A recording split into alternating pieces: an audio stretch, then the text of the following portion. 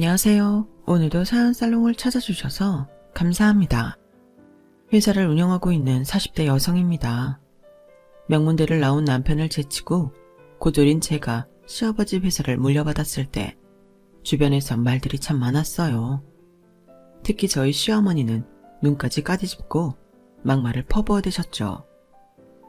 아무도 제가 지금의 이 자리까지 오르리라고는 생각하지 않았기에 충격은 컸을 거예요. 제 자신조차도 이런 결말을 기대하지는 않았으니까요. 저는 고등학생 때까지도 제 진로에 대한 확신이 없었어요. 공부에 두각을 나타내지도 않았고 그렇다고 실업계 쪽으로도 소질이 있었던 게 아니었거든요. 예체능은 말할 것도 없고요. 그런 제게 담임선생님이 그러시더라고요. 서울에 있는 전문대나 하다못해 이름 없는 지방대로도 나와야 네가 사회에서 사랑굿이라고 살 수 있어. 너 이러고 고등학교 졸업하면 뭐 해먹고 살 거니? 평생 편의점 알바나 하고 빌빌대면 살 거야? 그러니까 선생님 말 들어. 어떻게든 2학기까지 성적 좀 끌어올려서 대학 문턱이라도 가보자고. 담임선생님은 모든 게 저를 위한 거라며 대학 진학을 강요하셨지만 저는 그런 담임선생님이 이해가 안 갔어요. 저는 대학이야말로 정말 공부할 사람만 가야 하는 곳이라고 생각했거든요. 공부할 생각도 없고 전공하고픈 과목도 없는데 왜 돈이랑 시간을 들여가며 그 고생을 해야 하나 싶었죠. 그래서 담임선생님의 반강요에도 불구하고 대입 진학을 하지 않았어요. 제 고집 때문에 애꿎은 저희 부모님은 툭하면 걸려오는 담임선생님 전화에 시달림을 당하셨지만 그래도 제 뜻을 믿고 따라주셨어요. 제가 당시 부모님의 나이가 되고 보니 그게 부모님으로선 얼마나 큰 결심이었는지 알겠더라고요. 나부터라도 내 자식이 남보다 뒤처지는 길을 선택한다면 끝까지 자식 뜻을 따라주긴 힘들 것 같거든요. 고등학교를 졸업하기 전부터 저는 여러 가지 아르바이트를 했어요. 내가 정말 하고 싶은 게 뭔지 알려면 일단 뭐든 해봐야 할 것 같았거든요. 그래서 무슨 일이든 제게 맡겨진 일은 최선을 다해서 했어요. 우유 배달을 할 때도 어떻게 하면 배달 시간을 최소화해서 빠르고 정확하게 배달할 수 있을지를 고민했고, 갈비집에서 서빙을 할 때도 어떻게 하면 고기를 태우지 않고 결을 살려 맛있게 구워낼 수 있을지 고민했어요. 편의점 아르바이트나 빵가게 포장 알바, 그 밖에 전단지 알바를 할 때도 마찬가지였죠. 그러다 본격적으로 새로운 일을 시작하게 되었는데 그 시작은 이랬어요. 그날도 여느 때처럼 편의점 오전 아르바이트를 마치고 저녁 시간대에 고깃집 알바를 하고 있었는데 모델처럼 멋진 여자 서너씩 가게로 들어오더라고요. 다들 키도 크고 얼굴도 예뻐서 주변 테이블에 앉아있던 남자 손님들의 시선을 한눈에 사로잡고 있었죠. 마침 그 테이블을 담당한 게 저라서 고기를 들고 테이블로 갔어요. 고기를 구우면서도 귀는 손님들의 대화에 열어둔 채 말이죠. 들어보니 이분들은 모델이 아니라 행사 도우미더라고요. 기업이나 학교, 관공서 등에서 행사를 할 때 단상에 함께 올라 상장이나 꽃다발도 건네고 때에 따라서는 마이크를 잡고 식순에 따라 행사 진행까지 하는 일이었어요. 그래서인지 다들 자세도 바르고 목소리 톤이나 헤어와 손톱 정리까지 깔끔하고 가지런하더군요. 한창 그분들 얘기를 귀동냥을 하며 고기를 굽고 있는데 그중 한 분이 그러시는 거예요. 키가 어떻게 돼요? 꽤 커 보이는데? 170이요. 그건 왜 물으세요? 아, 다름이 아니라 내가 이런 일을 하는 사람이에요. 그분은 제게 명함을 건네곤 말을 이어갔어요. 키도 크고 외모도 수려하신데 우리랑 같이 일해볼 생각 없어요? 지금 하는 일보다 보수도 세고 근무 조건도 좋거든요. 그날은 일단 명함만 받아뒀는데 이상하게 자꾸 미련이 남더라고요. 그래서 전화를 걸어봤죠. 그랬더니 사무실로 나와보라고 하더라고요. 그래서 깔끔하게 차려입고 사무실로 찾아갔더니 제가 마음에 들었는지 바로 일을 해보자고 했어요. 그리고는 사무실에서 간단한 업무 교육을 받고 바로 현장에 투입되었죠. 처음 투입된 곳은 시상식장이었어요. 소규모 행사였기 때문에 딱히 어려울 건 없었지만 아무래도 경험이 없다 보니 떨리긴 엄청 떨리더라고요. 다행히 경험이 많은 선배님이랑 2인 1조로 움직인 거라서 실수 없이 진행할 수 있었어요. 그렇게 시작한 일은 전시회, 박람회, 시상식 등 여러 행사로 이어졌고, 그러다 시간이 지나면서 저는 의전 도우미로 주로 파견이 되었어요. 딱히 분야가 정해진 거는 아니었지만 일을 하다 보니 자연스레 분야가 나눠지게 되더라고요. 행사가 많은 달은 평일 주말 할 거 없이 전국을 다니며 일을 했고, 덕분에 수입도 어지간한 간부들 월급만큼 벌기도 했죠. 물론 행사가 적은 달에는 그만큼 수입도 적었지만요. 그래도 연봉을 따져보면 대기업 부장급 정도는 됐으니 많이 벌기 많이 버는 폭이었어요. 이 일을 시작한 지 7년차 정도 되었을 때인데, 그날은 예약됐던 행사가 날씨 때문에 취소가 되는 바람에 동료들과 함께 술자리를 갖게 되었어요. 다음날 스케줄을 잡힌 사람들도 있어서 간단하게 사무실 근처 바에서 칵테일을 마시기로 했죠. 그런데 거기서 헌팅이 들어온 거예요. 상대 남자분들은 근처 회사에 다니는 직장인들로 이름만 대면 알만한 대기업 직원들이더라고요. 저희들한테도 무슨 일을 하냐고 물었는데 길게 대화할 일 없을 것 같아서 그냥 회사원이라고 둘러댔죠. 그리곤 간단하게 칵테일 한 잔을 마시곤 먼저 자리에서 일어났어요. 그도 그럴 게 상대 남자들 중에 되게 재수없는 인간이 하나 있어서 더 있고 싶지 않았거든요. 자기는 명문대를 나와 대기업에 다니고 있으며 자기 부모님은 유명한 로펌 파트너 변호사인데 자기한테 말만 하면 사건 수임료도 싸게 해주겠다고 하더군요. 그러면서 느끼한 표정으로 저와 동료들 몸을 희끗대는데 정말 토쏠려 죽는 줄 알았어요. 솔직히 그 일행들 중에는 꽤 괜찮은 남자도 있었어요. 매너도 좋고 품위가 느껴지는 남자였죠. 하지만 함께 어울리는 사람을 보니 초록은 동색이다 싶어서 마음을 접고 나을 수밖에 없었어요. 그 일이 있고 한 달쯤 지났을까요? 저는 의전 도우미로 중소기업인들이 모이는 시상식에 가게 되었는데 거기서 일전에 만났던 남자와 조우하게 된 거예요. 제가 꽤 마음에 들어했던 매너 좋고 품이 있던 그 남자였죠. 그 남자는 자기 아버지가 그날 상을 받게 되어서 축하할 겸 왔다고 하더군요. 그러면서 자기 아버지를 소개해 주었는데 방금 전 단상에서 제가 꽃다발을 건네드렸던 분이었죠. 부모는 자식의 거울이라더니 아버님을 보니 그 남자에 대한 제 판단이 틀리지 않았다 싶더라고요. 품위도 있으시고 역시나 매너도 좋으셨어요. 회사 대표로 있으셔서 그런지 외모에서부터 오너의 아우라가 풍기더군요. 그날은 자리가 자리인 만큼 남자와 얘기를 나눌 수는 없었어요. 대신 전화번호만 교환하고 헤어지게 되었죠. 그리고 며칠 뒤 낯선 번호로 문자가 온 거예요. 제가 전화번호를 저장해두지 않은 번호라서 스팸 문자인가 싶어 지웠는데 바로 전화가 오더라고요. 받아보니 며칠 전 그 남자였어요. 주말에 시간 되면 같이 영화를 보자고 하더군요. 사실 직업 특성상 주말이 더 바쁜 터라 거절을 하려면 할 수도 있었는데 왠지 그러기 싫더라고요. 이번 기회를 놓치면 왠지 후회하게 될 것 같아서 만나기로 했죠. 그리고 만난 지 10분 만에 오늘 이 자리에 나오길 참 잘했다는 생각을 했어요. 단둘이 만나보니 정말 괜찮은 남자였거든요.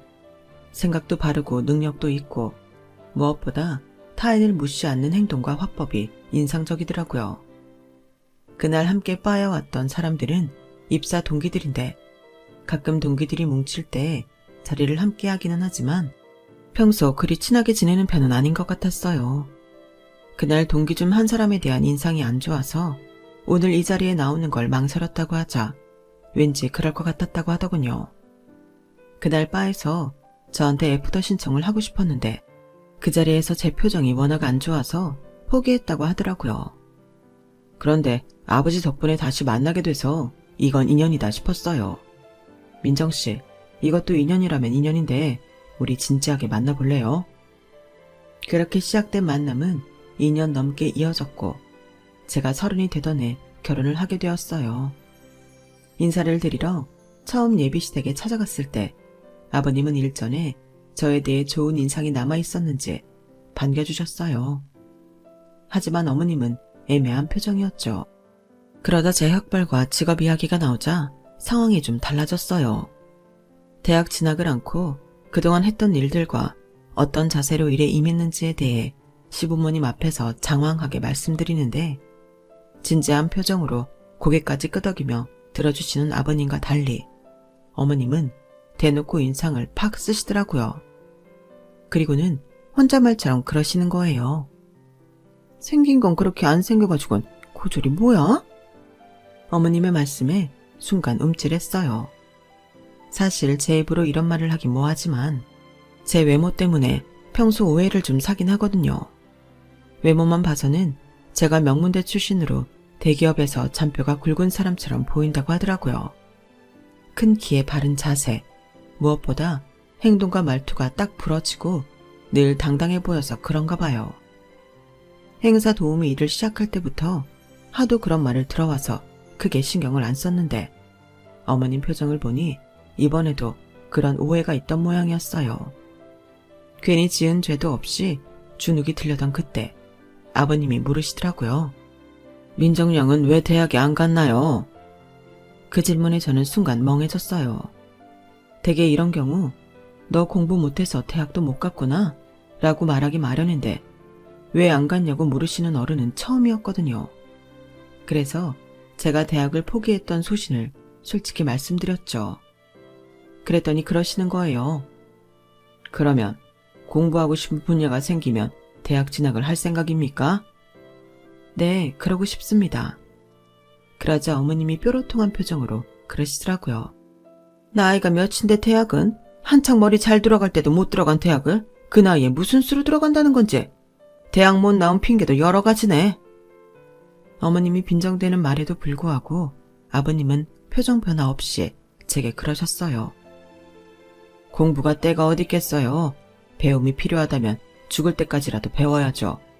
모르는 건 창피한 게 아니지만 모르면서도 배울 생각을 하는 건 창피한 일이니까요. 그땐 아버님의 그 말씀이 저한테 하시는 건 줄 알았는데 나중에 알고 보니 시어머니를 향한 말이었더라고요. 결혼해서 안 사실이지만 저희 시어머니는 중학교밖에 못 나온 분이었어요. 그래서 시어머니와 시누이들한테 엄청 멸시를 당하고 사셨더라고요. 어머님 말씀에 따르면 저희 시아버지도 어머님이 학벌을 들먹이며 꽤 무시하셨던 모양이었어요. 그런데 웃긴 건 입장이 바뀌고 나니 어머님도 당신 아들에 비해 학벌이 딸리는 저를 똑같이 구박을 하셨다는 거죠. 남들 다 대학 갈 때 넌 뭐했니? 나 때야 먹고 사느라 바빠서 대학이 사치였다지만 니들 때는 대학 안 간 애들 찾는 게 더 힘들 정도 아니니? 자식은 엄마 머리 담는다는데 네가 낳을 애들이 걱정이다. 어머님, 사람 머리를 학벌로만 당정 지으시면 안 되죠. 학벌로 안 따지면 뭘로 따지란 말이냐? 머리가 좋아야 공부를 잘하는 건 당연지사 아니니? 하긴 고졸이 네가 뭘 알겠니? 어머님, 그렇게 따지면 우리 그이도 대학 문턱에도 못 갔어야 맞는 거 아닌가요? 어머님도 대학 못 나오셨잖아요. 넌 꼭 이러더라. 네 시아버지가 날 무시하니까 너까지 날 우습게 하는 거냐? 버르장머리 없는 것 같으니라고. 네가 이러니까 못 배운 티 난다고 하는 거야. 정말 요즘 말대로 할 말 하 아니었어요. 할 말은 많지만 하지 않겠다 이겁니다. 어머님이 학벌 가지고 저를 흉보시는 건 결국 당신 얼굴에도 침 맺는 격이란 걸 왜 모르실까요?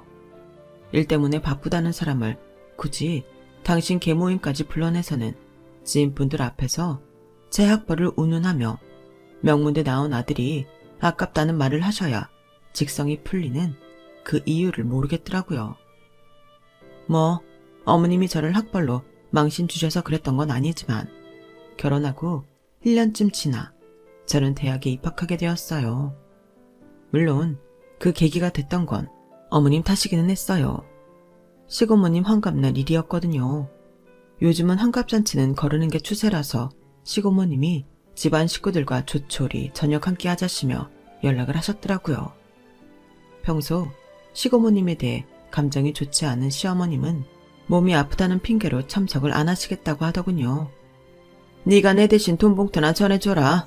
돈 욕심이 많은 인간이라 괜히 선물이니 뭐니 해봐야 좋은 소리 못 듣는다. 한 50이면 될 거다. 그렇게 저는 시어머님이 주신 돈 봉투를 받아들고 약속 장소를 향했어요. 평일이라 남편은 회사에서 바로 오기로 한참이라서 저만 따로 룸으로 들어갔어요. 시어머님 가족들은 이미 도착해 있더라고요. 저희 아버님과 남편만 아직 도착을 못한 상태였고요. 그런데 시어머님이 그러시는 거예요. 네 시어머니는 또 아프다고 핑계대고는 안 나오는 모양이구나. 어쩌면 그놈의 레퍼토리는 세월이 흘러도 안 변한다니? 어떻게 된 게 시댁 행사가 있을 때마다 아프대? 하여간 머리도 안 좋은 사람이 매번 그렇게 잔머리만 써대기는 배운 것도 없고 집안도 그 모양의 사람을 받아줬으면 노력하는 모습이라도 보여야 할 거 아니야. 지가 뭐라고 툭하면 집안 행사에 빠져. 성훈이만 가지지 않았으면 우리 집안에 발도 못 붙였을 인간이 배은망덕하기는. 아무리 사이가 돈독하지 않은 시어머니긴 해도 남이 욕하는 건 듣기 거북했어요. 저만 있는 자리도 아니고 시고모님 자식들과 며느리 손주들까지 있는 자리인데 말이죠. 그래서 조용히 말씀드렸어요. 고모님, 저희 어머님이 달갑지 않으신 건 알겠지만 며느리인 제가 있는 앞에서 그런 말씀하시는 건 많이 불편합니다. 어린 조카들도 있는데 나중에 따로 얘기하시죠. 그러자 시고모님이 저를 빤히 바라보시더라고요. 넌 속이 좋은 거니 아니면 속에 능구렁이가 들어 그런 거니? 너 시집 올 때 네 시어머니가 집안 사람들 모인 자리에서 널 뭐라고 소개했는지 아니? 몸으로 벌어먹고 사는 애라고 하더라. 우린 그래서 네가 유흥업소에 나가는 애인 줄 알았지 뭐냐. 니들 결혼식 때 널 보니까 키도 크고 인물도 반반하길래 영락없이 그렇게 믿었다니까. 맞아요 어머님. 저희도 송은도련님이 업소 출신 여자랑 결혼하는 줄 알았다니까요. 숙모님이 저희한테 그렇게 얘기하셨으니까요. 배운 것도 없고 몸 굴려서 먹고 살다가 돈 많은 남자 꿰차서 신분 상승하려는 여자라고 했거든요. 사람 앞에 놓고 이렇게 말해서 미안해요. 그땐 숙모님 말만 듣고 우리도 오해를 했지 뭐예요. 하여간 나이 먹고 하는 짓거리 하고는 나중에서야 네 시아버지랑 성훈이한테 네 직업 얘기 듣고 기함을 토했잖니. 번듯한 직업을 가진 며느리를 두고 어떻게 시어머니라는 사람이 그런 식으로 말을 한다니. 그런데도 넌 네 시어머니 편을 들겠다는 거야. 넌 속도 없어. 네가 이렇게 무르게 구니까 네 시어머니가 뒤에서 널 깎아내리고 다니는 거다. 정신 차려 이거사. 와, 그 소리를 듣는데 정말 머리에 총이라도 맞은 것처럼 띵 하더라고요. 뒤늦게 아버님이랑 남편이 도착해서 식사가 진행될 때까지도 저는 제정신이 아니었어요. 내가 마음에 안 들면 직접 대놓고 말을 하든지 어떻게 남들한테 그런 말도 안 되는 소리를 짓거리고 다니는 건지 도저히 시어머니란 사람이 이해가 안 가더군요.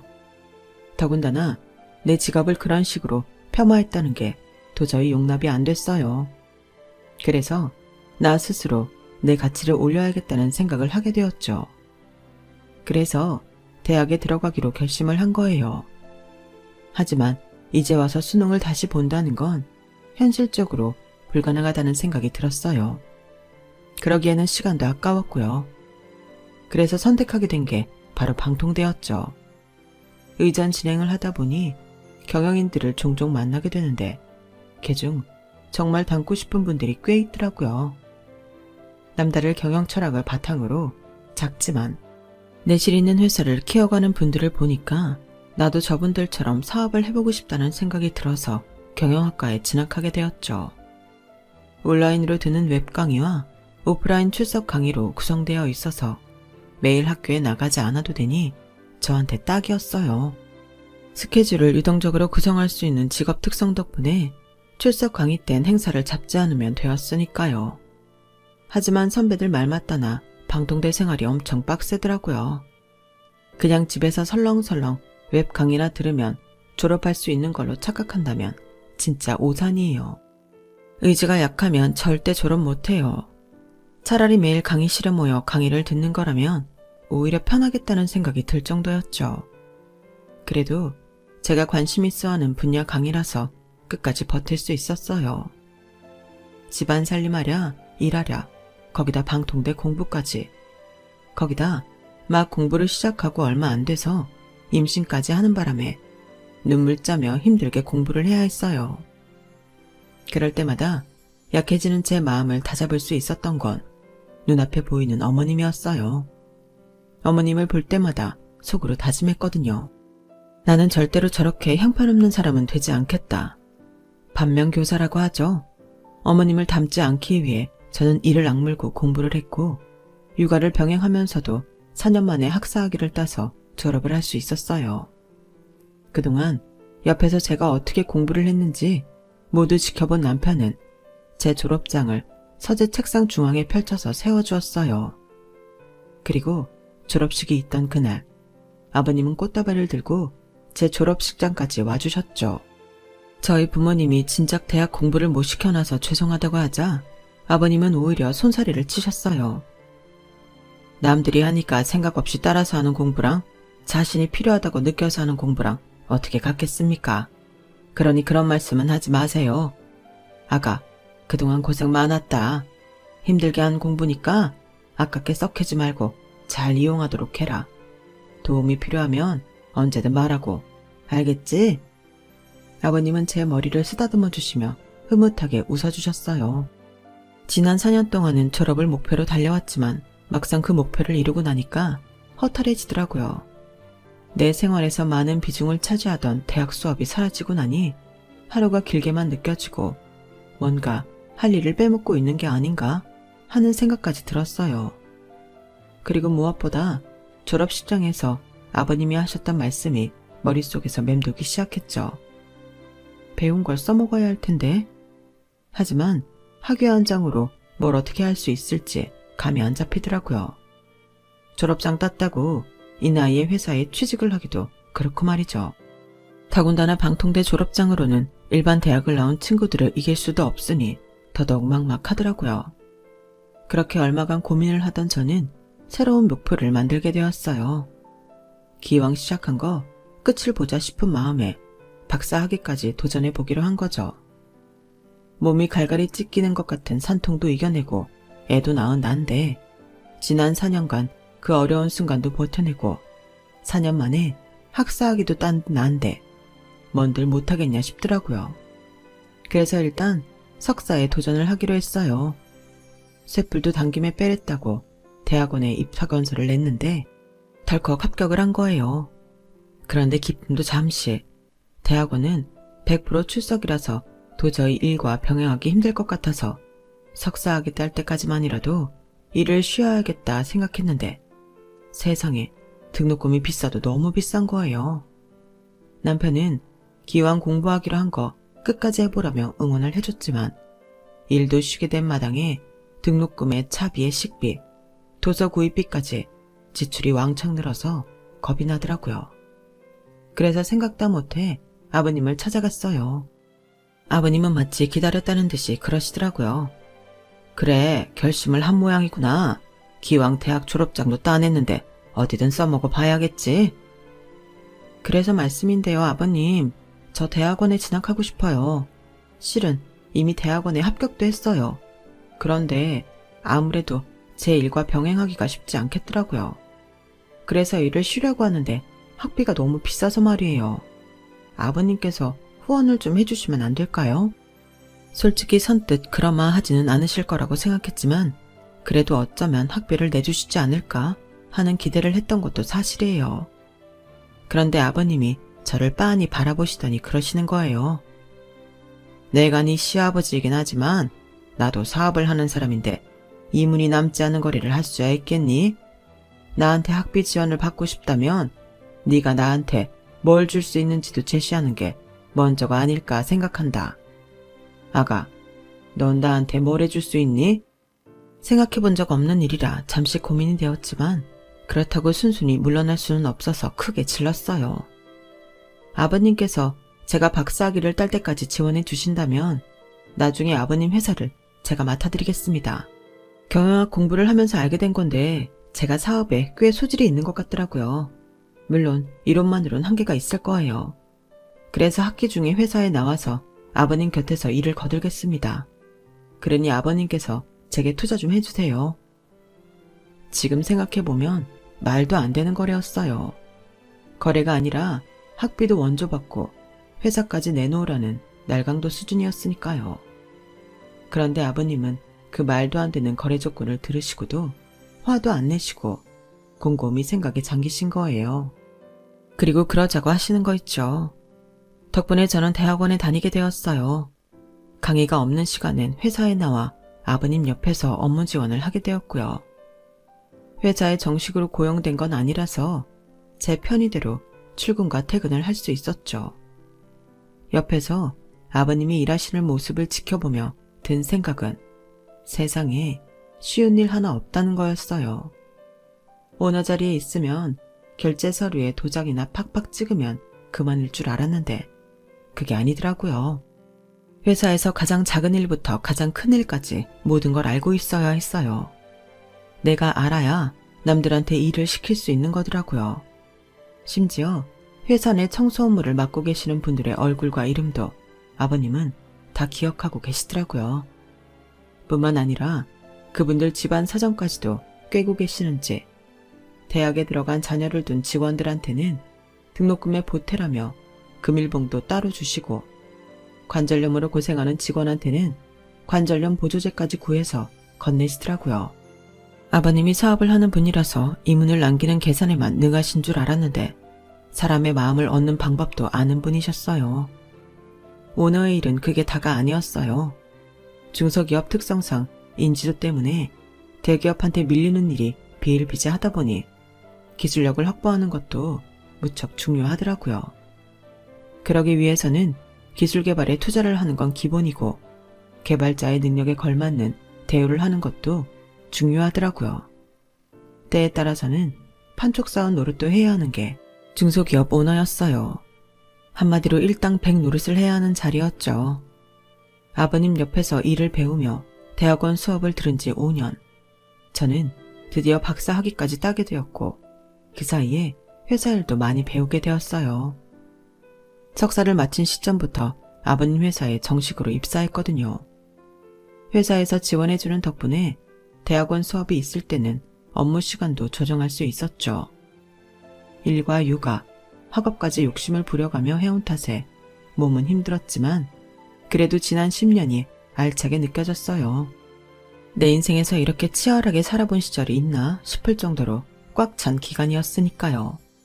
그런데 이런 제 노력을 딱 한 사람만큼은 절대 인정을 안 하더라고요. 제가 박사 학위까지 받았음에도 어머님은 제 학위를 마치 언제든 돈 주고 살 수 있는 흔한 것처럼 치부하셨어요. 제가 시집 온 지 10년이나 됐는데 여전히 저를 못 배운 사람 취급하는 것도 모자라 남편과 시아버지까지 홀려서 멋대로 부리는 불려우 취급을 하시는 거예요. 그동안 제 일도 바쁘고 아이도 커가는데 자꾸 제가 시어머니와 부딪히는 모습을 보이는 게 교육상 안 좋을 것 같아서 참았는데 더는 안 되겠더라고요.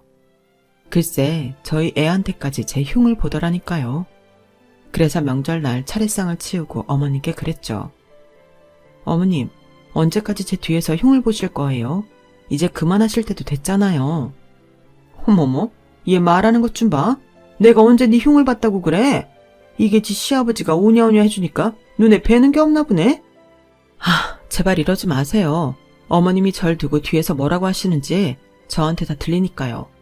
오죽하면 어제도 시고모님이 전화를 하셨더라고요. 이젠 하다하다 저를 시아버지에 홀려 재산 빼먹는 꽃뱀 취급까지 하신다면서요. 그뿐인가요? 저희 애가 수학 점수가 떨어졌다고 애한테 그러셨다면서요. 네 엄마가 머리도 나쁘고 못 배워서 네가 그걸 닮은 거라고요. 어떻게 애한테까지 그런 소리를 할 수가 있어요? 그게 뭐가 잘못됐다는 거냐? 원래가 애들 머리는 지 엄마를 닮는 거야. 네 자식이 널 닮아 성적이 안 좋은 건 네 탓이지 내 탓이 아니란 얘기야. 내 아들은 명문대까지 나와서 대기업에 들어갔으니 내 입장에선 그런 말 해도 되는 거 아니겠니? 난 꿀릴 거 없다. 그리고 네가 네 시아버지를 홀려서 재산 빼먹으려고 하는 것도 틀린 말은 아니잖니. 언감생심 네 주제에 네 시아버지 회사에 나가는 게 말이 되니? 어머님, 저 제 실력으로 아버님 회사에 들어간 거예요. 아버님 백으로 들어간 낙하산 아니라고요.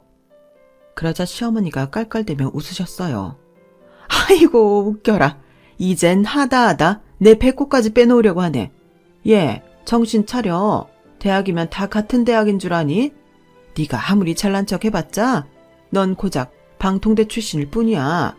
어디서 그런 것도 대학이라고 고개 빳빳이 들고 잘난 척이야?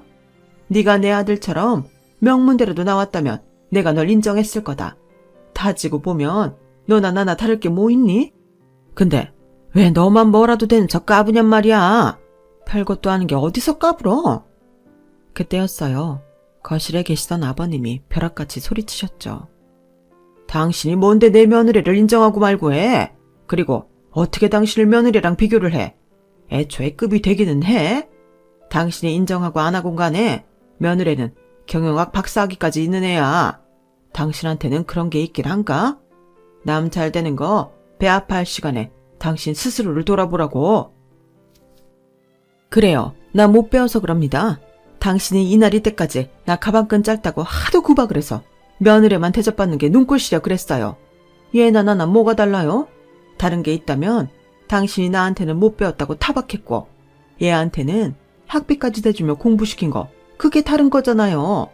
나도 당신이 얘한테 해준 것처럼 옆에서 응원해주고 물심양면 도와줬다면 그 긴 세월 시집 식구들한테 가진 구박 안 받고 떳떳하게 살았을 거라고요.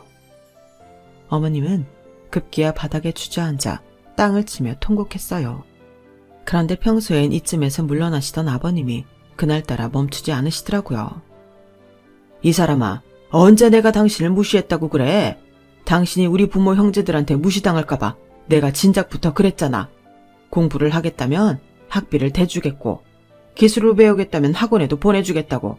그런데 당신이 뭐라 그랬어? 공부 가르쳐서 나한테 돈 벌어오게 하려고 닥달하는 거냐? 울고불고 따지지 않았냐고. 그래놓고 이제 와서 내 탓을 해? 자기 자신도 포기한 사람을 어떻게 내가 돕느냔 말이야. 그깟 공부는 해서 뭐해요? 어차피 당신 부모 형제들은 나 같은 거 눈 아래로 깔고 보던 사람들인데 배운 거 없는 국밥집 딸이라고 얼마나 날 무시했는지 기억 안 나요? 성훈이 임신한 덕에 팔자 고쳤다고 당사자인 내 앞에서 떠들어대던 거 기억 안 나냐고요. 그런 사람들이 내가 공부 좀 더 했다 한들 사람으로 인정해 줬을 것 같냔 말이에요. 내가 왜 이렇게 됐는데? 내가 왜 이날이 때까지 이러고 사는데? 어머님은 악을 쓰며 소리쳤어요. 저희 시부모님의 결혼 비하인드 스토리는 이미 남편을 통해 결혼 전부터 알고 있었어요. 아버님이 군복무를 하시던 때 어머님은 군부대 근처에서 부모님을 도와 국밥집을 하고 계셨대요. 워낙 가격이 저렴하고 맛이 좋아서 인근 부대 군인들의 단골집이기도 했죠. 저희 아버님 역시 그곳 단골이었는데 한창 젊고 혈기왕성하던 때였던지라 또래인 어머님과 몰래 연애를 하게 되었고 제 남편이 생기게 된 거였죠. 아버님은 제대를 앞두고 어머님이 임신 사실을 알게 되었고 자신이 벌인 일에 책임을 지겠다며 집에 어머님을 소개하셨대요. 당연히 시댁에서는 난리가 났죠. 명문고에 명문대까지 나온 아들이 중학교밖에 못 나온 국밥집 딸이랑 결혼을 하겠다니 왜 놀라지 않았겠어요. 제 시할머니와 시고모님은 애까지 임신한 저희 어머님을 엄청 구박하셨다더라고요. 못 배워서 친정 형편이 어려워서 그 밖에 갖은 이유를 대가며 괴롭히는 시댁 식구들 통해 저희 어머님은 하루도 마음 편히 지낼 수 없었대요. 거기다 믿었던 남편마저 어머님을 보호하지 않았다고 하더군요. 거기까지가 제가 아는 전부예요. 그런데 막상 아버님 얘기를 들어보니 아버님이 처음부터 어머님을 돕지 않았던 게 아니더라고요. 자기 부모 형제들한테 당하고 사는 아내가 가여워 공부를 시켜주겠다고도 하고 기술을 배울 학원도 보내주겠다고 했지만 거절한 건 어머님이니까요. 왜 나보고 며느리를 괴롭히냐고 그랬죠? 나도 할만하니까 그런 거예요. 난 이 집에 시집와서 이날이 때까지 시부모의 시누이한테 눈총받고 살았으니 얘도 나랑 똑같이 당해봐야 공평한 거 아니에요? 그래서 괴롭혔어요. 왜요? 그러면 안 돼요? 말도 안 되는 어머님의 궤변에 저도 남편도 아버님도 할 말을 잃었어요. 되도 않는 어머님 논리에 저는 그만 전의를 상실하게 되었어요. 이런 사고방식을 가진 사람이랑 더는 얼굴 붉히며 싸울 이유가 없다 싶었거든요. 하지만 그렇다고 조용히 입 다물고 물러서줄 수는 없었어요. 어머님이 뭐를 잘못한 건지 제대로 알려줘야 하니까요. 그래서 작정하고 말을 꺼냈어요. 다시는 시어머니를 안 볼 생각까지 하면서요. 뭐가 잘못됐냐고요? 그럼 지금부터 제가 그 이유를 알려드릴게요. 어머님은 저랑 어머님이 같은 선상에 있다고 생각하시지만 전혀 아니에요. 적어도 저를 비롯해 남들이 보기엔 말이죠. 어머님은 38년 전 그때와 똑같이 못 배우고 가난하세요. 아버님께 기대지 않으면 스스로 먹고 살 능력도 없으시니까요. 하지만 저는 지난 10년 동안 많이 성장을 했어요. 시작은 어머님처럼 남들보다 학벌도 딸리고 가진 것도 없었는지 모르겠지만 그새 학위를 3개나 땄거든요. 학사, 석사, 박사. 이 정도 학위면 우리나라뿐만이 아니라 세계 어디 가서도 학벌로 무시당하지 않을 정도는 돼요. 아니, 차고 넘칠 정도죠. 그뿐인가요? 제가 아버님 회사에 들어간 이후에 매출이 얼마나 늘었는지 아세요? 저희 팀이 개발한 상품이 국내를 비롯해 전 세계 42개국에 수출이 돼요. 아마존에서는 2년 연속 판매량 탑 50에 포함되었고요. 제 능력이면 아버님 회사가 아니더라도 어디서도 환영받을 정도라고 자부해요. 실제로 굴지의 회사에서 스카우트 제의를 받기도 했고요. 저는 제 노력으로 지금 이 자리에 섰어요. 하지만 어머님은 어떠셨죠? 늘 핑계만 대고 노력도 안 하셨잖아요. 지난 38년 동안 자신은 조금도 나아지려고 노력하지 않았으면서 그저 제 노력을 폄하하기에만 바쁘셨죠? 그게 어머님과 제 차이예요. 죽었다 깨어나도 어머님이 저처럼 대접받을 수 없는 이유라고요. 그러니까 앞으로 저를 어머님이랑 비교하지 마세요. 비교는요, 서로 견줄 만한 상대일 때 하는 거예요.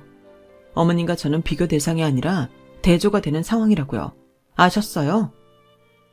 그 말에 어머님은 눈물을 뚝 그치셨어요. 그리고 널 빠진 사람처럼 멍하게 저를 올려다보시더라고요. 그날 그 모습이 제가 어머님을 본 마지막 모습이 되었어요. 저희 시부모님이 이혼을 하셨거든요. 혹여 저 때문에 시부모님이 파경을 맞게 된 게 아닐까 걱정했는데 아버님 말씀을 들어보니 그런 건 아니더라고요. 이미 오래전부터 아버님은 어머님과의 이혼을 생각해 오셨고 이제 그때가 온 것뿐이라고 하셨거든요. 그리고 저는 오늘도 열심히 가사와 육아 그리고 일을 병행하며 살고 있어요. 남들은 그런 저를 슈퍼 어머니라고 말하지만 사실 그 정도는 아니에요. 가사와 육아는 남편과 나눠서 하고 있고 회사 일 정도만 온전히 제 힘으로 해나가고 있으니까요. 하지만 이거 하나만은 확실히 말할 수 있어요. 모르긴 해도 앞으로 10년 뒤에 저는 더 나은 사람이 되어 있을 거란 거예요. 왜냐하면 저는 앞으로도 최선을 다해 노력할 테니까요. 아버님과 약속한 대로 제가 회사를 물려받으려면 그에 걸맞는 사람이 되어야 하지 않겠어요? 처음부터 입에 금수저를 물고 태어나지는 않았지만 내 노력으로 금수저든 금젓가락이든 만들어낼 수 있다면 그거야말로 가치 있는 인생이 아닐까 생각합니다. 그래서 오늘도 파이팅 하려고요. 지금까지 제 사연을 들어주셔서 감사합니다. 여러분의 앞날이 항상 꽃길이시길 진심으로 바라겠습니다. 여러분, 사연 댓글에 응원과 현명한 조언 부탁드려요. 좋아요와 구독은 저에게 큰 힘이 됩니다. 오늘도 좋은 일 가득하세요.